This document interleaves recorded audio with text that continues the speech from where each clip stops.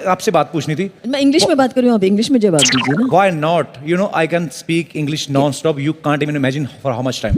Till my last breath. You mean you can talk English, you can walk English, and you can breathe English? I can speak English till next film fair. तो कुछ मेरे dialogues हैं जो मतलब मेरे को बड़े अच्छे लगते हैं.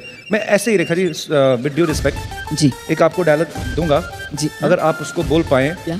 शत्रु सर के स्टाइल में थोड़ा सा. मंगल का खून कोई लेमन सोडा नहीं जो थर्र से खोला और फर्र से पी गया.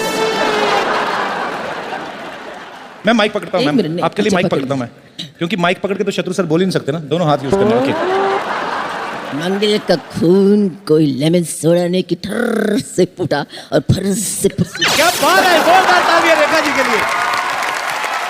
और आपने तो मतलब सोडा और बड़ा कमाल का खोला थर्र से कर, तो लग रहा था कि सोडा 300 ml का नहीं 500 ml का है. Sweet ma'am.